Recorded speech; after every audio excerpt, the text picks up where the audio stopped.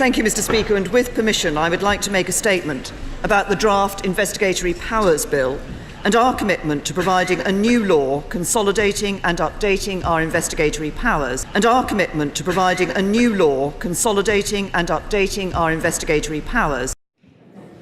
The UK's new mass surveillance law, the Investigatory Powers Act, which has been dubbed the Snoopers' Charter. It's aimed at reinforcing the fight against organised crime and terrorism and gives police and intelligence services unprecedented powers over the population's communications data, as well as to a long list of public services ranging from the Food Standards Agency to the National Health Service and the Department for Work and Pensions. Among the most controversial measures, phone operators and internet service providers may be required to retain the browsing history of all users for a year and make the data available to the police and security services. The government's Investigatory Powers Bill, the so-called Snoopers' Charter, which sets out what security services can find out about people's internet activity, will become law within weeks. Yesterday, it passed through the House of Lords, meaning it just needs a royal assent before it comes into force.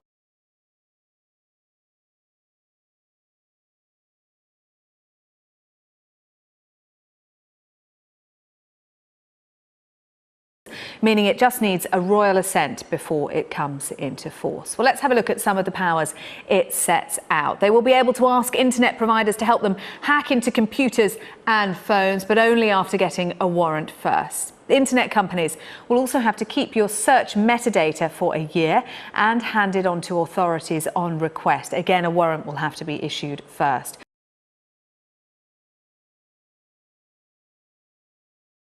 And those warrants have to be signed by the Home Secretary and an independent judicial commissioner, the double lock.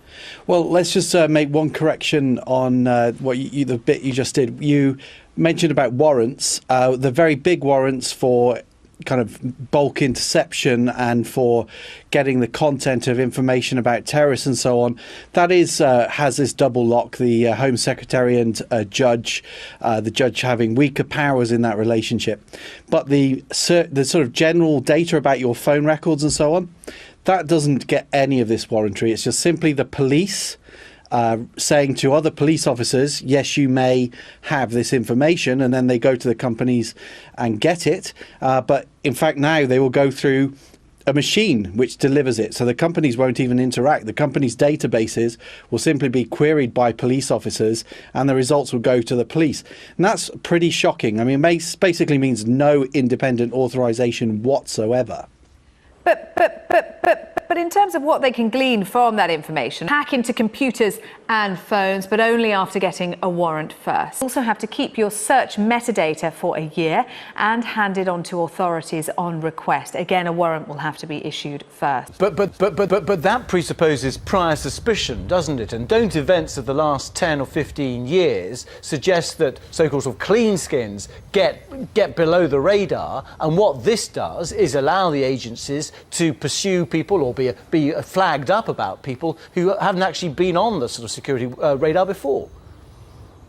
And how are you going to find them in 60 million people? That just doesn't work. I mean, it's a sort of Tom Cruise film script, not a reality.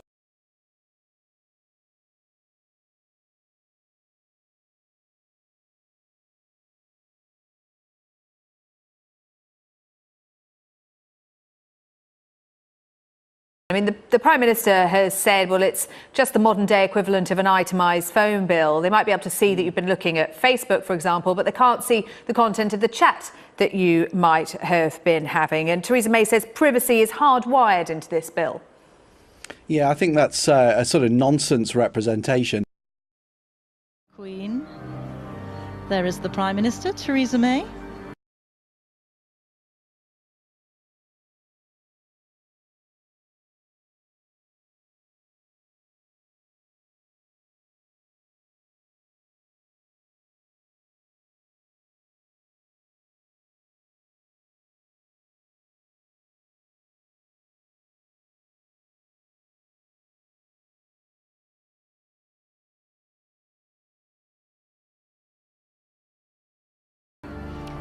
She will host the next Commonwealth Heads of Government meeting, or CHOGM as it's known, next year in the UK, and at that time she'll take over as Chair in Office of the Commonwealth.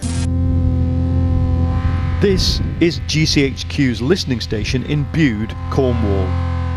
It's from here that British intelligence monitors the world's internet traffic. GCHQ has probably the most invasive network intercept program anywhere in the world, and it's the world's first full take, they call it, and that means content in addition to metadata on everything. The cable stretches from Asia through the Middle East and lands at Porthcurno. Reliance's transatlantic cable lands in Sennen Cove, 6 miles north, and the two cables come together here, Skewjack Farm. Documents show that in 2011, this allowed Britain's spies to access all traffic from Reliance's main cable and send it to the GCHQ base up the coast in Bude.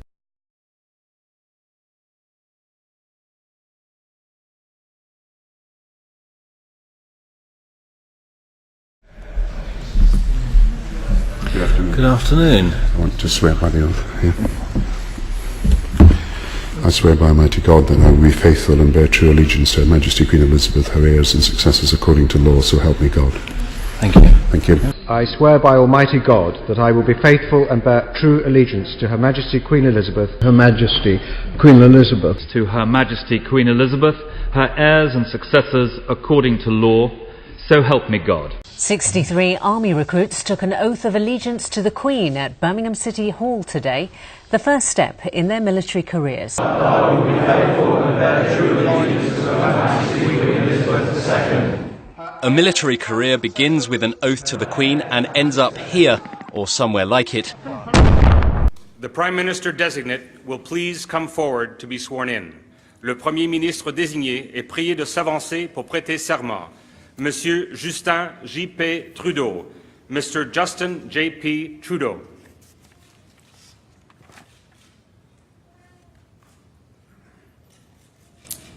Moi, Justin P.J. Trudeau, je jure fidélité et sincère allégeance à Sa Majesté la Reine Élisabeth II, Reine du Canada, à ses héritiers et successeurs, ainsi Dieu me soit en aide.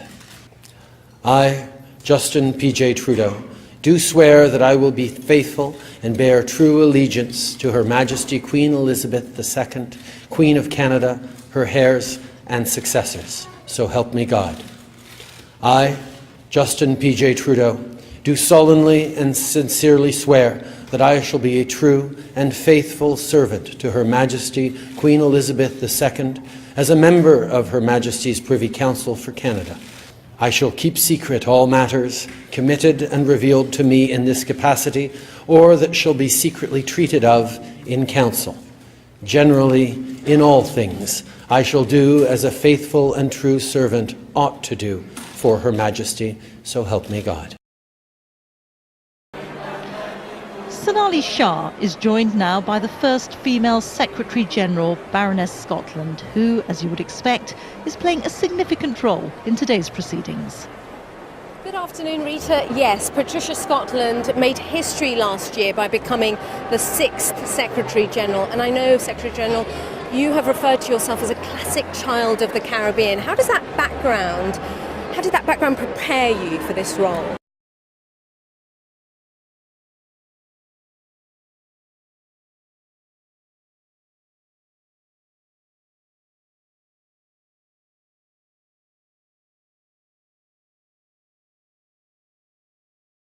Well, of course, because I've always been a child of the Commonwealth. I've got an Antiguan father, a Dominican mother. I was born in Dominica, but I grew up in the United Kingdom. Classic Commonwealth territory. And it makes me so proud now to be here as Secretary-General, head of the Secretariat, and serving all 52 countries in our Commonwealth and 2.4 billion people.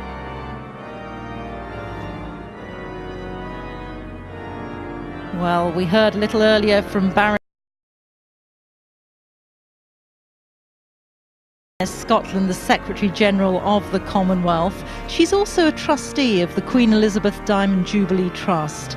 The trust was established in 2012 to support those in need across the Commonwealth, and one of its principal aims is to eliminate avoidable blindness. We spoke to the vice patron of the charity, the Countess of Wessex, to hear about the impact this project has had across the Commonwealth.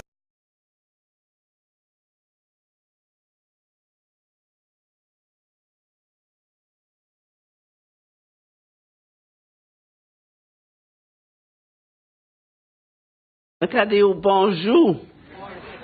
Olá.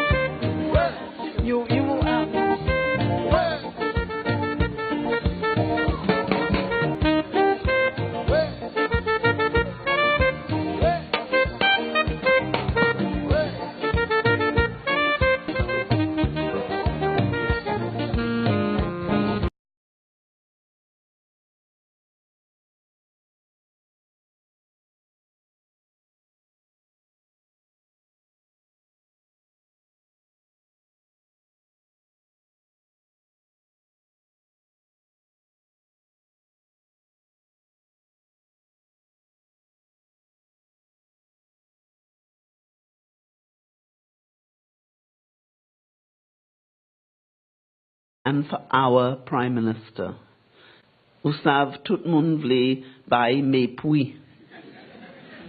Yo bay, mwen ka di yo sous se sel, sous se sel, sous se sel.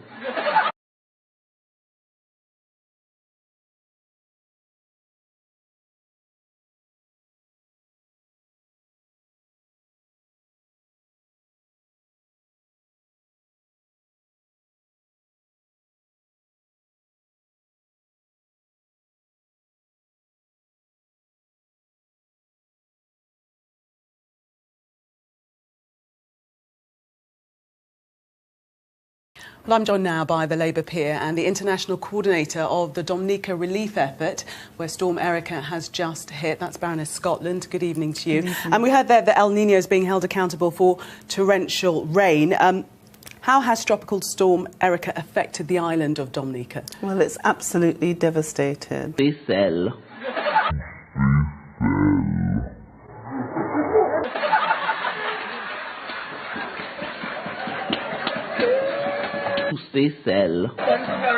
Of Wessex to hear about the impact this project has had across the Commonwealth. 80% of the world's blind population are living in developing countries, and many of those countries are Commonwealth countries. The work of the Trust is profound. The goal is to eliminate avoidable blindness. The Trachoma initiative in Malawi has been having unbelievable success rates.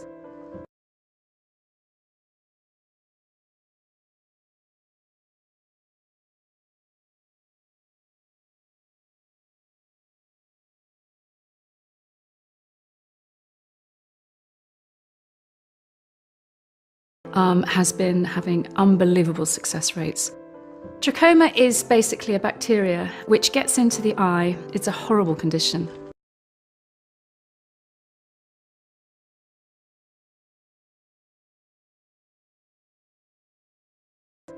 Trachoma is basically a bacteria which gets into the eye. It's a horrible condition.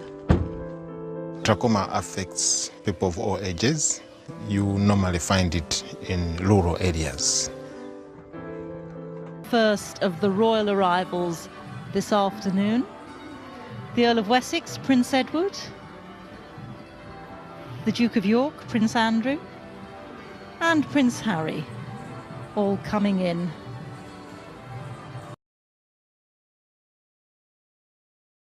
Buckingham Palace has stepped up its denials that Prince Andrew had sex with an underage girl. It's gone as far as to name the alleged victim, according to Britain's Sunday papers. The palace had already denied the accusations, which came out in court documents filed in Florida. They allege a disgraced American financier, Jeffrey Epstein, forced the girl, ID'd by the palace as Virginia Roberts, to have sex with the Duke of York in New York and London, as well as on a private Caribbean island that was part of an orgy with other underage girls. Filing reads in part, Epstein instructed Jane Doe number 3 that she was to give the prince whatever he demanded and required Jane Doe number 3 to report back to him on the details of the sexual abuse. And shaking hands with people in the receiving line. All of them are active participants in the life of the Commonwealth.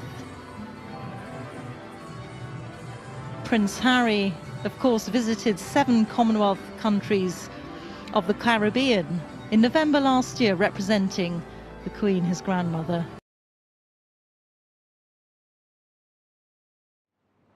There is a time for everything, and a season for every activity under heaven. A time to be born and a time to die. A time to plant and a time to uproot. A time to kill and a time to heal.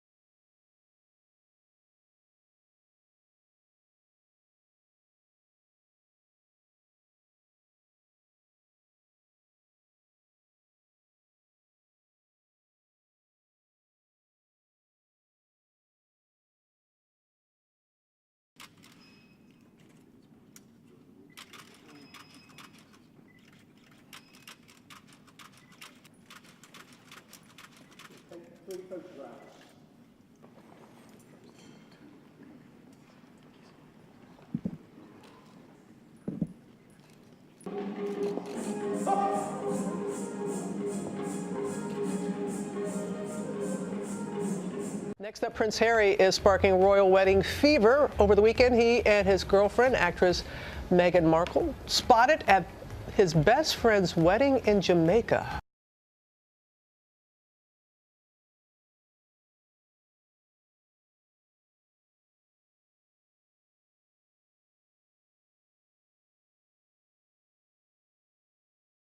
A lot of people are now wondering if they will be next to walk down the aisle. ABC News royal contributor Robert Jobson joins us from Buckingham Palace. And so tell us, what is the word on the street there, Robert?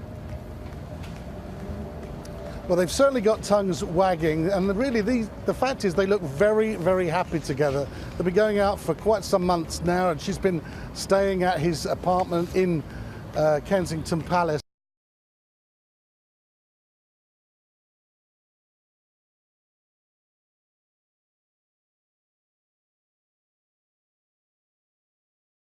Yeah, there's a few traditionalists out there are causing a little, critics in the newspapers saying really because she's a divorcee, because maybe her profession's not suitable for a royal bride.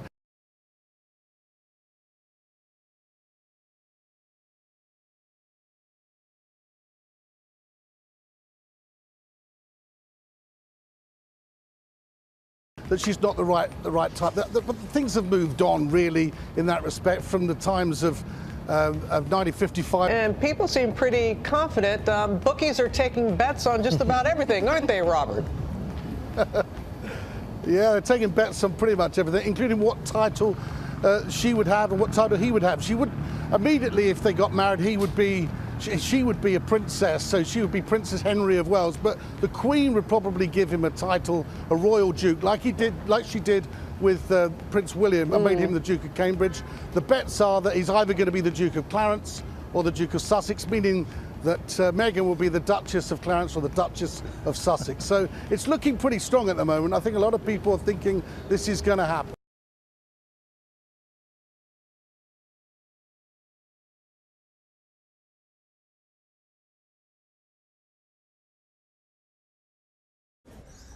Queen has sent me here as a carrier pigeon to deliver a message to you from her.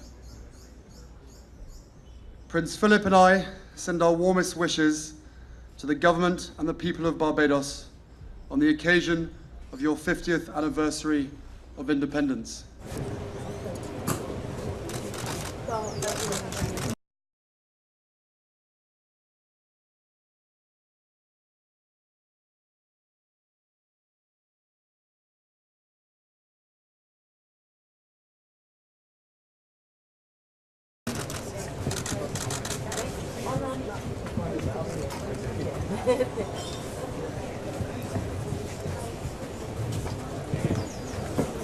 And Barbadian superstar Rihanna.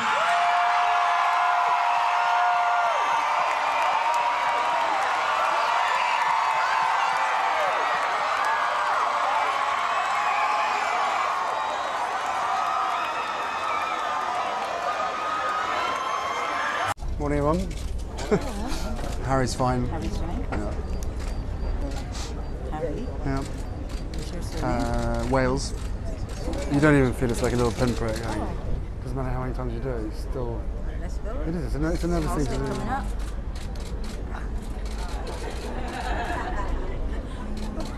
Want another one? No. One is fine. Not bad. You really made this. You made it feel like it. It's a pinprick. I said it was a pinprick. He sent his security, just showed up at my place and dragged me out of bed, and here I am.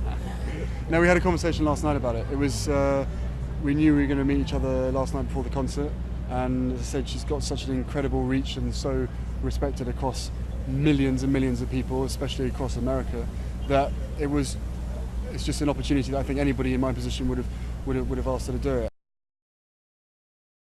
It's just an opportunity that I think anybody in my position would have asked her to do it. He sent his security, just showed up at my place and dragged me out of bed, and here I am. Prince Harry's actress girlfriend Meghan Markle has hopped a plane out of Hollywood, so that's got everybody asking, is Meghan headed for a romantic royal rendezvous? There's a lot of speculation that Meghan is sneaking off to Barbados to reunite with her guy, Prince Harry.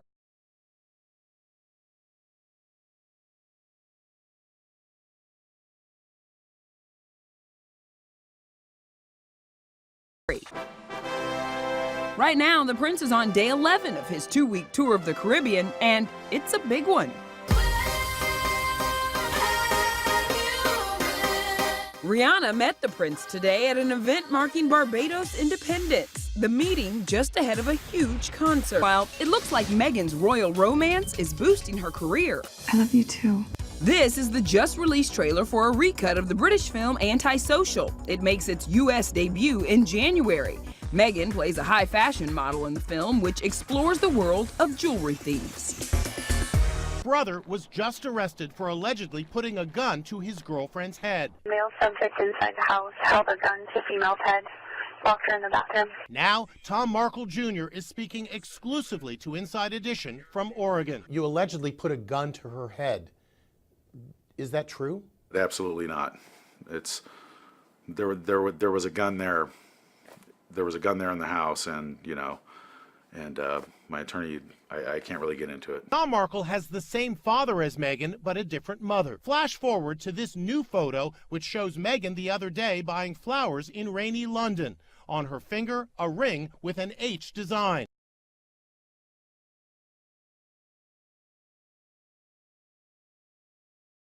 So, relatively quickly, is that William? No. Yes.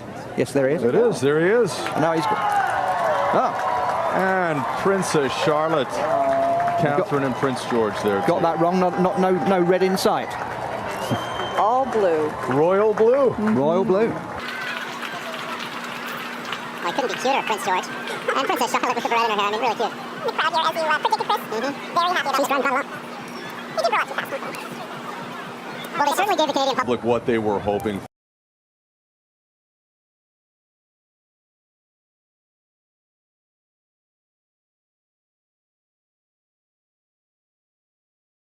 for. The money shot, as we call it sometimes in the industry, stepping off the plane, children very close to them.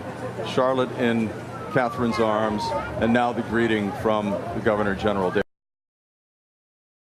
David Johnston, and his wife Sharon. And a Sea King perfectly dropping into the background there. George distracted by the Sea King, too. That's what Daddy flies. Yeah. He's yawning already. He's bored. Well, He's bored, Bridget, but he's getting jet lag, poor little George there. It is midnight where they're from. Now,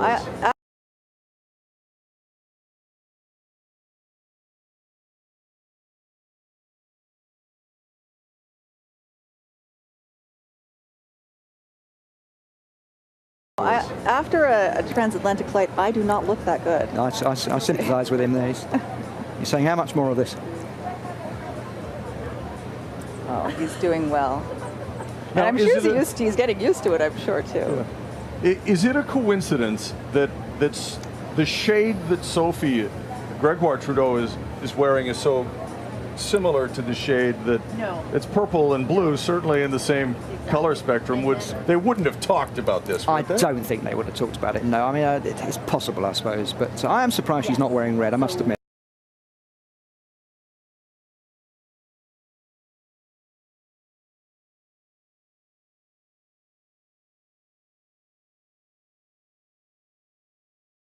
I thought she would, but I'm sure we'll see many red outfits throughout the tour. But they're very well coordinated, aren't they? With all in blue, with George in blue there as well. I've seen him in a similar outfit to that before. It seems to like the long socks rather than short socks for some reason.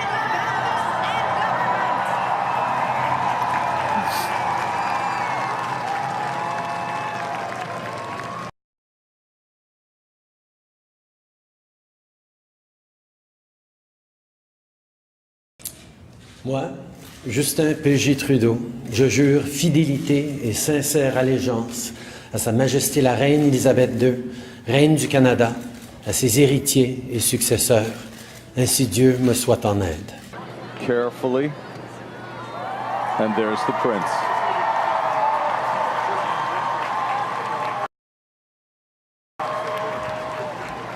And Catherine. Being greeted by the Governor General and his wife, and I've just been told that the Duchess of Cambridge is wearing a dress by Jenny Packham. Oh, that's one of her favourites. Okay. Yeah, so she started off with a British designer, and I'm sure she's going to wear quite a few outfits by Canadian designers as well during the trip. Then with 50 or 60 outfits to get through, so. She's got some to choose from. Her hat is apparently by Lock & Co. Yeah. And she's wearing a Queen's maple leaf brooch. She's looking very, very, you know, I have to say there have been a few worries recently. She's getting a little bit too thin.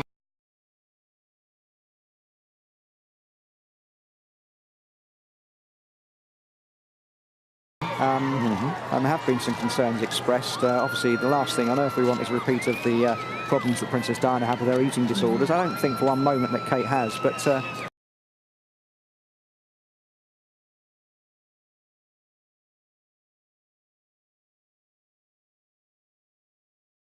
Catherine, Duchess of Cambridge, gave her first public address as a royal today. It's an anxious rite of passage for a new royal. 30 years ago, it was Princess Diana. 2 women, 2 speeches, and 2 destinies. Comparisons between Princess Diana's wedding and Kate Middleton's upcoming nuptials increasing. So we wanted to take a closer look at exactly how Diana's legacy will impact both Kate's marriage and the monarchy. The moment we've been waiting for, William and Kate touring the monument of love, the Taj Mahal, sitting on that iconic bench just as Diana did 24 years ago. After being seen partying in the Alps on a boys-only ski trip featuring cringe-worthy dad dancing, facing criticism for shirking his royal duties. But while the visit may be about Britain's future, the City of Light will forever hold a darkened past for Prince William. It was 20 years ago this August. Princess Diana and companion Dodi Fayed had been dining at the Ritz when it came time to leave. That night, this area in front of the Ritz was packed with paparazzi, so they tried to slip out the back, but the paparazzi were waiting there too. Driver Henri Paul, under the influence of alcohol and prescription drugs, sped off in a bid to outrun them. He lost control and slammed into a pillar in this underpass. Dodi Fayed and Henri Paul died at the scene. Diana later suffered a cardiac arrest at the hospital.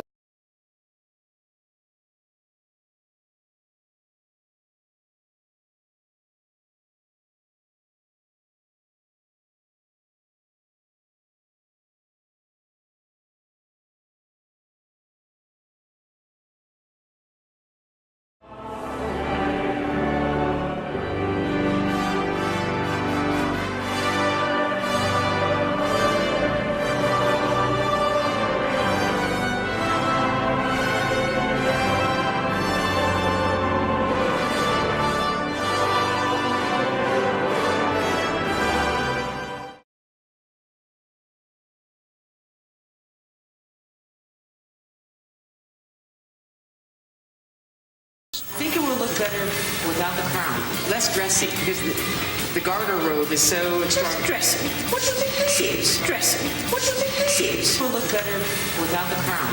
Less dressy. This evening, it was the lead story, in part because it was the BBC, but also because an American would be so bold as to ask the Queen to remove her crown. As the Queen celebrates her 90th birthday,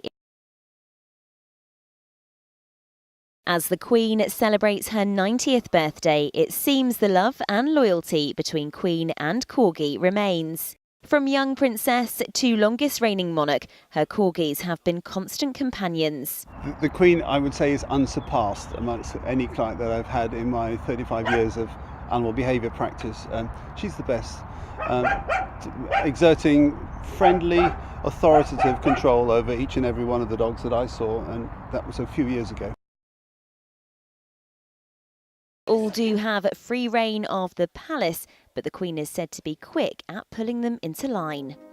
Every dog is individually assigned a role and would obey her separately from the rest of the group. So she could call them forward one at a time. So she shows exceptional, good training regimes and, if you like, psychological control over her dogs.